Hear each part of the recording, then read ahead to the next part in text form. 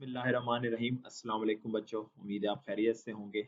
जैसा कि आपको याद होगा कि लास्ट टाइम हमने सैटेलाइट एंड ऑर्बिट की बात की थी और एक लास्ट पॉइंट हमारे पास रह गया था लॉन्चिंग ऑफ सैटेलाइट का, लॉन्चिंग का सैटेलाइट। एक सैटेलाइट लॉन्च कैसे किया जाता है?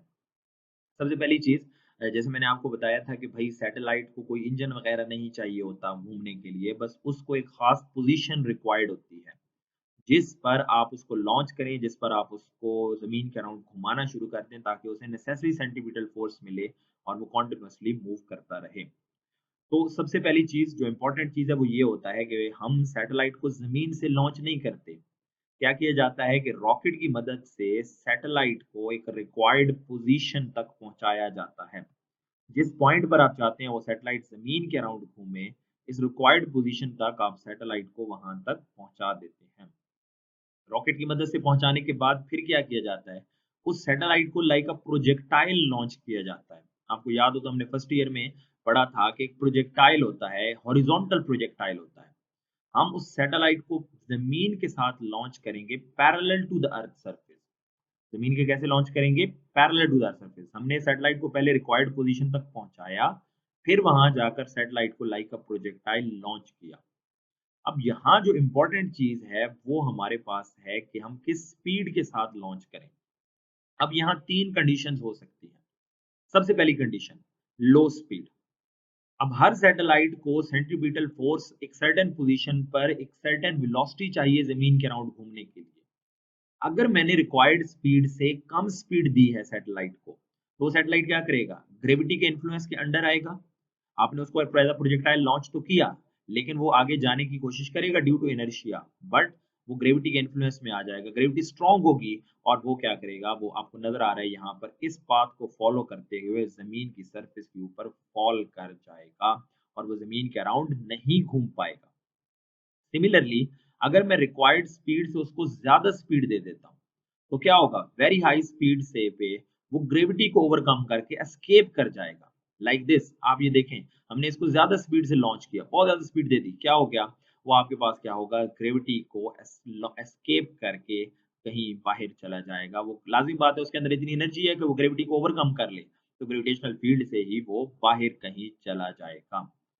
सिमिलरली अगर हम लो स्पीड और हाई स्पीड के दरमियान में स्पीड दें, लेकिन वो स्पीड ऐसी है कि जो रिक्वायर्ड स्पीड नहीं है, रिक्वायर्ड स्पीड से स्लाइटली ज़्यादा है, तो फिर भी ऑब्जेक्ट क्या करेगा? इस तरह के पाथ वो ग्रेविटी के इन्फ्लुएंस में तो रहेगा, लेकिन ज़मीन के अराउंड कंटीन्यूअसली मूव नहीं कर पाएगा और अल्टीमेटली ज़मीन को टकरा जाएगा।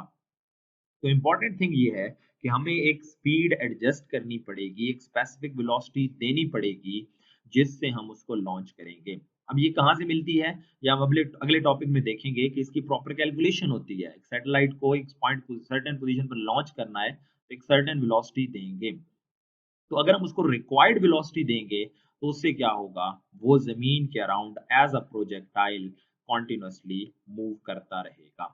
अब यहाँ देखिए बेसिकली क्या हो रहा है, आपने उसको लॉन्च किया, वो यहाँ से प्रोजेक्टाइल की तरह यहाँ पर पहुँचा। अब फिर से वो चाहेगा यहाँ से वो सीधा चला जाए, लेकिन क्योंकि एक तो अर्थ की स्फेरिकल शेप है, दूसरा ग्रेविटी है, ग्रेविटी फिर उसके पाथ को बेंड कर देगी और उसको यहाँ ले आएगी। फिर से ये चाहेगा वो सीधा चले जाए, क्योंकि आप जानते हैं वेलोसिटी की डायरेक्शन हर पॉइंट पे टेंजेंट होती है। फिर से ग्रेविटी उसके पाथ को बेंड करके और ज़मीन की स्फेरिकल शेप की वजह से वो यहाँ पहुँच जाएगा। यहाँ से वो फिर सीधा जाना चाहेगा, लेकिन ग्रेविटी उसके पाथ को बेंड कर देगी, रिक्वायर्ड सेंटीपिटल फोर्स दे के उसको अपने एक्सिस के अराउंड कंटीन्यूअसली घुमाती रहेगी। सबसे पहली चीज़ ये है कि हमने सैटेलाइट को रिक्वायर्ड पोज़ीशन तक पहुँचाना है। पहुँचाने के बाद फिर उसको एक सर्टेन पोज़ीशन पर पहुँचाने के बाद एक रिक्वायर्ड स्पीड देंगे। अगर वो रिक्वायर्ड स्पीड से स्पीड ज़्यादा होगी, तब भी सैटेलाइट नहीं ज़मीन के अराउंड घूम कर पाएगा, कम होगी तब भी नहीं घूम पाएगा। एक स्पेसिफिक वेलोसिटी होगी ताकि वो उसको रिक्वायर्ड ऑर्बिटल वेलोसिटी दे सके। वो वेलोसिटी जो इसको हेल्प कर सके इस पाथ में घूमने के लिए और इसको रिक्वायर्ड सेंट्रीपिटल फोर्स दे सके। तो कहते हैं however if the speed is adjusted it will move in a circular orbit forever, हमेशा घूमता रहेगा, हमें कोई एनर्जी देने की जरूरत नहीं होगी। Satellites are typically put into circular or nearly circular orbit because such orbit required least energy। हम इनको सर्कुलर ऑर्बिट में घुमाते हैं क्योंकि ये वो ऑर्बिट्स हैं जिन्हें कम एनर्जी रिक्वायर्ड होती है। तो होप सो आपको ये पॉइंट समझ आ गया होगा कि सैटेलाइट को लॉन्च किस तरीके से किया जाता है और सैटेलाइट को लॉन्च करने के लिए एक स्पेसिफिक वेलोसिटी रिक्वायर्ड होती है। अब नेक्स्ट पॉइंट यह है कि उस स्पेसिफिक वेलोसिटी हमें कैसे पता चलेगी। तो स्पेसिफिक वेलोसिटी को, जो सैटेलाइट को लॉन्च करने के लिए एक स्पेसिफिक वेलोसिटी चाहिए, that velocity is known as orbital velocity. एक आप जानते हैं एक सर्कुलर ऑर्बिट जिसमें उस प्लैनेट को, सैटेलाइट को, एक सर्टेन ऑर्बिट जिसमें सैटेलाइट को रिक्वायर्ड सेंट्रीपिटल फोर्स मिलेगी, उस सर्कुलर पाथ को हम ऑर्बिट कहेंगे। तो अब हम कहते हैं ऑर्बिटल वेलोसिटी क्या होती है, तो कहते हैं in circular orbit satellite has a constant tangential velocity. Satellite की एक कांस्टेंट वेलोसिटी होती है जो उसको सर्कुलर पाथ पर घुमाती है, और ये टेंडेंशियल होती है क्योंकि जैसे मैंने पहले बताया कि जब भी बॉडी सर्कल में घूमेगा वेलोसिटी की डायरेक्शन हर पॉइंट पर टेंजेंट होती है, इसलिए इसे टेंडेंशियल वेलोसिटी कहेंगे। तो वो स्पेसिफिक टेंडेंशियल वेलोसिटी जो कॉन्टिन्यूसली ऑब्जेक्ट को सर्कुलर पाथ पर घूमने के लिए चाहिए, that is known as orbital velocity. फिर इसकी डिपेंडेंस बताई गई है। ये किस पर डिपेंड करती है? ये मास ऑफ दी आपके पास बॉडी पे डिपेंड करती है, यानी अर्थ के, कह लें अर्थ के अराउंड ऑब्जेक्ट को घुमाना है ना, तो अर्थ के मास पे डिपेंड करेगी। और दूसरा किस पे डिपेंड करेगी? सेंटर ऑफ मास के साथ साथ उसके डिस्टेंस पे डिपेंड करेगी। The distance from the centre of the body, यानी जमीन के सेंटर से लेके उस सैटेलाइट तक के फासले पर डिपेंड करेगी। तो सिंपल मैं कर देता हूँ, डिपेंडेंस दो चीजों पे है। इस अर्थ के मैस पर सिंपली कह लें अगर सैटेलाइट को जमीन के अराउंड भेजना है तो, और दूसरा जमीन के सेंटर से उस सैटेलाइट के फासले पर। अब ये हमें कैसे पता चला? इसका प्रॉपर हम प्रूव करते हैं एक डायग्राम की मदद से और एक मैथमेटिकल स्टेप्स की मदद से। तो यहाँ हम कहते हैं कंसिडर, ये हमारे पास अर्थ है, आप जानते हैं मास ऑफ द अर्थ ME है, radius of the earth RE है। एक सैटेलाइट है जो जमीन के सेंटर से एक सर्टेन डिस्टेंस पर मौजूद है, जिसे हम फिलहाल स्मॉल r का नाम देते हैं। ये स्मॉल r पर मौजूद है और मास ऑफ द सैटेलाइट को हम MS कहते हैं, और जिस वेलोसिटी से ये सैटेलाइट घूम रहा है उसे ऑर्बिटल वेलोसिटी VO का नाम देते हैं। अब जैसे मैं बार बार एक चीज कह रहा हूँ कि सैटेलाइट को जमीन के अराउंड घूमने के लिए एक सेंट्रीपिटल फोर्स चाहिए।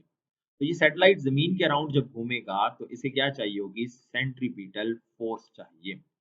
और वो सेंट्रीपिटल फोर्स किसकी इक्वल होती है? फार्मूला हम पढ़ चुके हैं, वो m v over are square की इक्वल होती है। M v square over r की इक्वल होती है। मैं दोबारा रिपीट करता हूँ, एक सैटेलाइट जमीन के अराउंड घूम रहा है तो उसको घूमने के लिए एक सेंट्रीपिटल फोर्स चाहिए, और सेंट्रीपिटल फोर्स हम फर्स्ट ईयर में पढ़ चुके हैं, वो होती है m v square over r. तो यहाँ आ जाएगा m s, mass of the satellite, v की जगह वी ओ का स्क्वायर आ जाएगा, वेलोसिटी ऑफ द सैटेलाइट आ गई।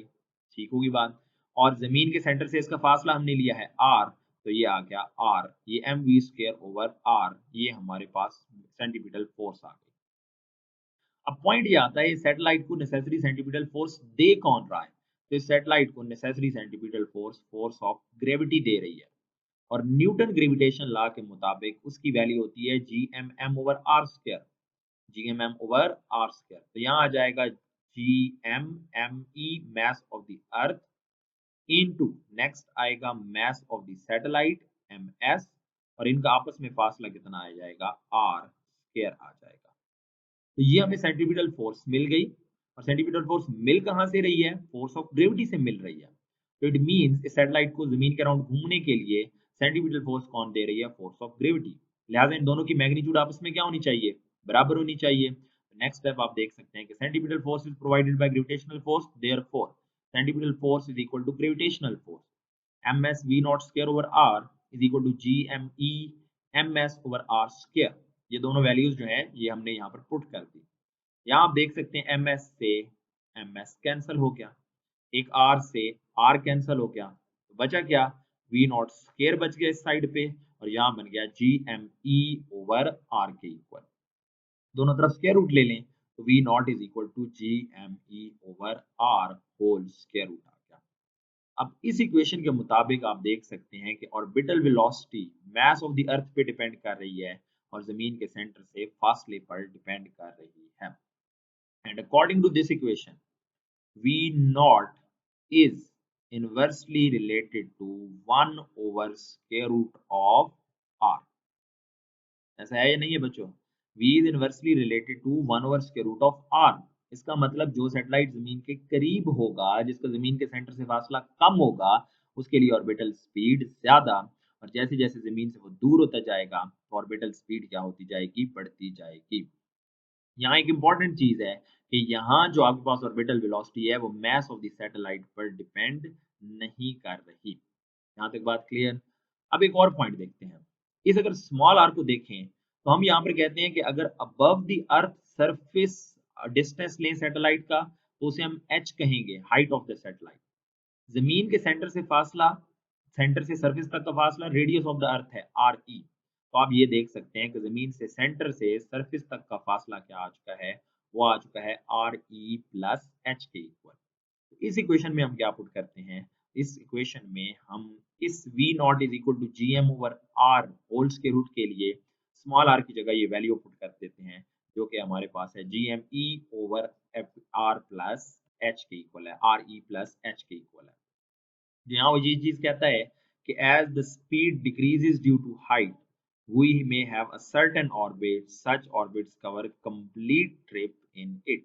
तो ये हमें वो ऑर्बिट देगा, वो टाइम देगा जिसके अराउंड ये अपनी एक रोटेशन मुकम्मल करेगा। यानी हम इसको यूं कह सकते हैं, हाइट बढ़ेगी, ऑर्बिटल वेलोसिटी कम हो जाएगी and automatically time required to complete one rotation वो ऑटोमेटिकली क्या हो जाएगा, बढ़ जाएगा। तो ये बेसिक आपके पास इक्वेशन आ चुकी है टर्मिनल वेलोसिटी की। तो जैसे मैंने पिछले पॉइंट में कहा, एक सर्टेन स्पीड चाहिए सैटेलाइट को लॉन्च करने के लिए, तो भाई सबसे पहले आप वो पोजीशन, वो डिस्टेंस ढूंढें जिस पर आप सैटेलाइट को लॉन्च करना चाहते हैं। वो डिस्टेंस इस इक्वेशन में पुट करें, यहाँ से ऑर्बिटल वेलोसिटी मिल जाएगी और उस ऑर्बिटल वेलोसिटी की वैल्यू आप सैटेलाइट को दें, लॉन्च करें, लॉन्चिंग वेलोसिटी दें, तो वो जमीन के अराउंड घूमना शुरू कर देगा। ये ऑर्बिटल वेलोसिटी, या शॉर्ट क्वेश्चन आ सकता है कि drive relation for the orbital velocity, या इससे रिलेटेड कुछ इस तरह के क्वेश्चन आ सकते हैं जिसमें आपको हाइट दे के या जमीन के सेंटर से डिस्टेंस दे के, अब ये इंपॉर्टेंट चीज है, जमीन के सेंटर से डिस्टेंस दे तो डायरेक्ट स्मॉल आर पुट कर देंगे, लेकिन अगर हाइट दे तो फिर हम कैपिटल आर में ऐड कर देंगे इसको जमीन के जो रेडियस है। अब रेडियस ऑफ द अर्थ कितना होता है, 6400 किलोमीटर, वो हमें याद रखना है। इसके साथ ही बुक में एग्जांपल है, वो लाजमी आपने देख लेनी है, तो आपको ये पॉइंट क्लियर हो जाएगा। नेक्स्ट असाइनमेंट है कि calculate the orbital speed of the satellite orbiting the earth at an altitude equal to earth radius. आपको कहा गया ऑर्बिटल स्पीड निकालें, वीओ निकालें, बट ऐसा सैटेलाइट जिसका जमीन के सेंटर से जो फासला है वो किसकी इक्वल है, रेडियस ऑफ द अर्थ के इक्वल है। जैसे मैं अभी बता रहा था कि रेडियस ऑफ द अर्थ है 6400 किलोमीटर। अब आपने सिंपली ये इक्वेशन यूज करनी है, v not is equal to G M E over R, g 6.67 in 10 minus 11, mass of the earth याद होना चाहिए 6 इंटू 10⁻24। हम इसको टू बी एग्जैक्ट देखें तो ये 5.98 इंटू 10⁻24 है, दोनों में से जो मर्जी पुट कर दें। तो g की वैल्यू याद हो, मास ऑफ द अर्थ याद हो, और स्मॉल r यानी उसने आप रेडियस की वैल्यू तो दे ही दी है, तो 6400 किलोमीटर, जिसको आप मीटर में कन्वर्ट करेंगे तो बनेगा 6.4 इन 10⁻6 मीटर। वैल्यू यहाँ पुट करेंगे, आपको ऑर्बिटल स्पीड मिल जाएगी, ऑर्बिटल वेलोसिटी मिल जाएगी। तो ये बेटा आज का हमारा एक इम्पॉर्टेंट टॉपिक था ऑर्बिटल वेलोसिटी का, और सैटेलाइट को कैसे लॉन्च किया जाता है, ये पॉइंट्स हमने यहाँ से लाजमी याद रखने हैं। तो आज के लेक्चर बेटा यहीं पर वाइंड अप करते हैं। इंशाल्लाह नेक्स्ट लेक्चर में हम एक और इम्पॉर्टेंट टॉपिक के साथ इसको डिस्कस करेंगे, और वो इम्पॉर्टेंट टॉपिक है जियो स्टेशनरी सैटेलाइट का। तो यहाँ तक बेटा इस लेक्चर को वाइंड अप करते हैं। अल्लाह हाफिज़।